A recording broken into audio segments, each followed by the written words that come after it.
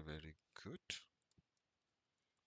So here, I think this only need one here. Okay, yeah, that's good. I'm going to call this our key performance indicator, right? So we're also going to need that period, but I think maybe we can have that below.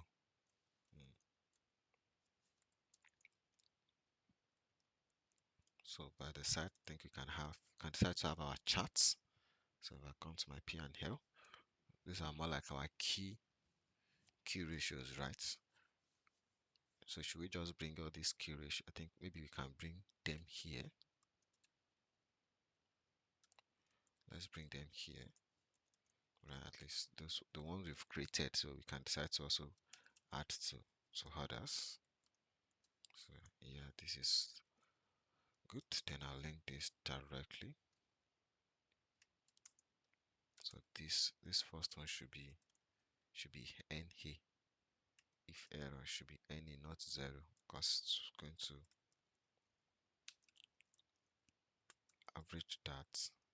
So NA should be fine here. So it's appear like this. Okay, so it's understandable that it is not applicable, not available format this percent. So copy this down. Okay, so I might need to go and copy this my formatting here. Put it like this. Right. Then just have like average. Let me expand this. I'm just going to call this my average. I think we've also created that in our calculation, in our P and L, so just link that directly like this. That's kind of easy to see. So maybe by the time we create for the balance sheets, we can also bring them in here. But for now, I think we can block them out. Well, okay, let me just put ones here, and below we can have, let me also copy these two guys and put them here. Then just try and have like some good charts. You can have good charts, so maybe what about EBITDA? So EBITDA margin, I think EBITDA margin would be a good one. So inserts recommended charts, as because is this really not this giving a good, because it keeps going up, right? Well, yeah, let's have our EBITDA margin here. So you can now decide to put in as much as any chart you want, right? Make it look the way you want it. So maybe EBITDA margin. And one other thing I can also do is let's have, so this is EBITDA margin. Let's also have our net operating margin. So click on net operating margin, control, select the first period, highlight it, so copy, click on the charts and paste as V, so that we have both of them showing together. Can remove the borderline, don't need it. Go to my formats, remove outline, shape fill, remove shape fill. So this my period, right click, select data, edit the one for the period and let it highlight here. Okay, click on my okay. So this guy, because of the negative, that's why it's showing in the middle, so I can press Ctrl 1 and I just need that to show below. So on label, you can see label, right? This option, just click on the low so that it's showing below. Then I can decide to remove this guy, and then on this, just put like the data label on it so that it's easy to see. Right, just removing the unnecessary noise. I can reduce the font size to 8. So it also depends on how you've set your your Excel, your your desktop front, or maybe your Excel document. So right, that might be different. So chart title. So this would be EBITDA EBITDA, EBITDA and net profit margin. I'm going to put in 10 front, then bolding it. Then I need, then the legend should be below, to the bottom. Yeah, put that here. Let's hit. Okay. So maybe I think for this, let's put like a outline, like something ash like this. Okay. Yeah. So it's a shown. Think so. Yep. But I don't want this orange font, so I can change the outline for this. I'm just maybe something like maybe something, just looking for better of color. Then I think that line is too thick. Yes, let me reduce that. It's too thick. Okay, yeah, so maybe something like this. Something like this. Right?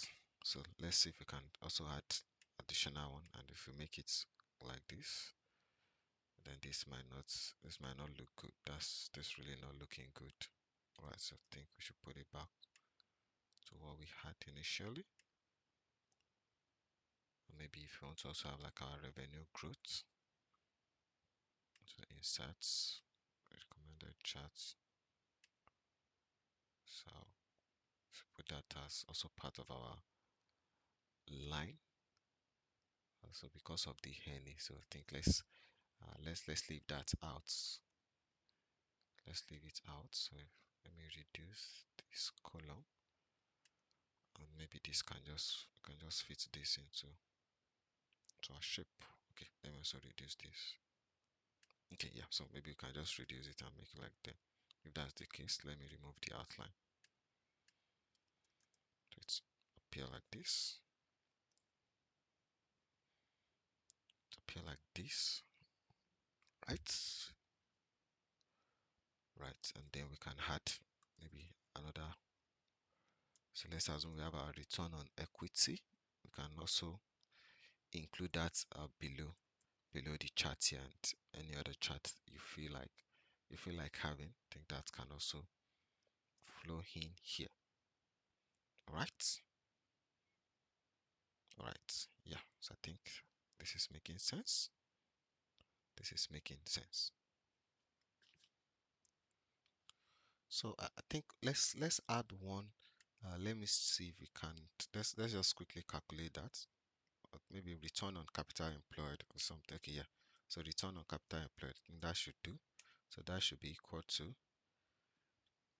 So let me check what's the total capital employed. We should do that in here. The total funding. Let's check the total funding here.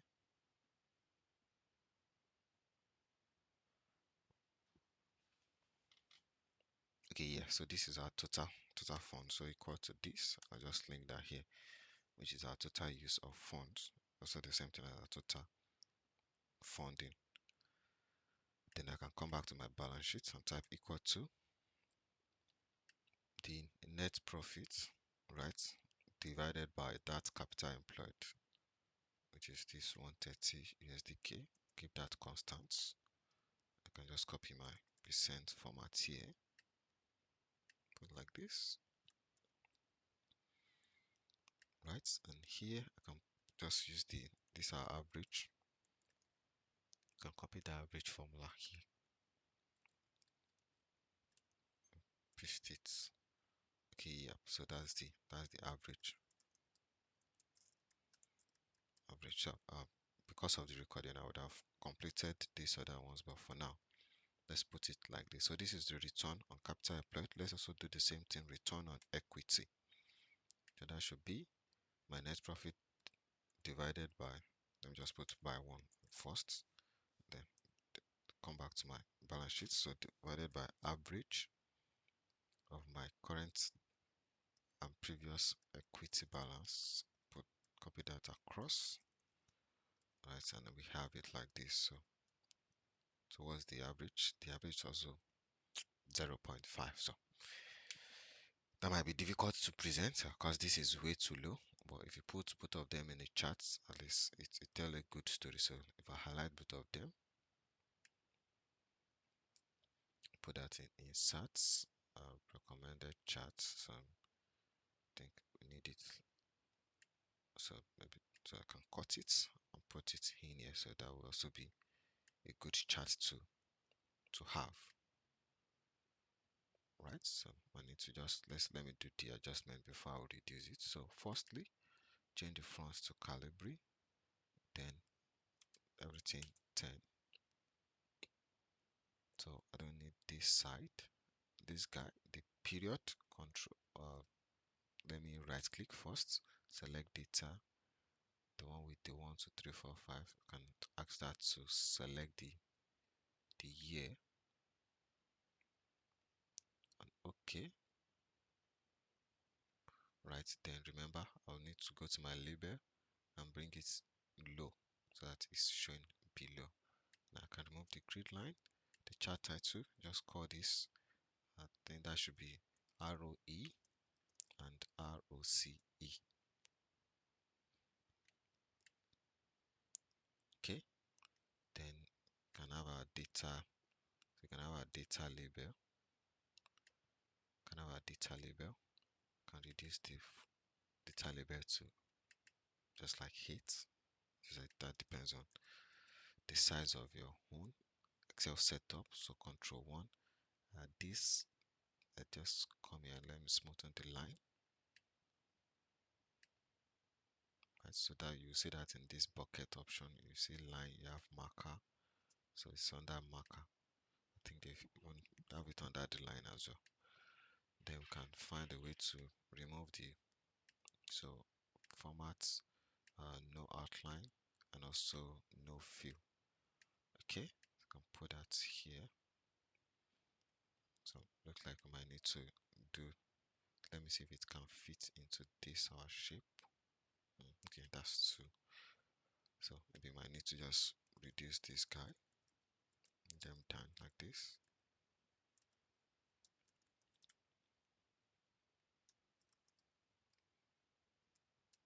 Okay, so we can fit this into this shape. Yeah, should manage that space like that.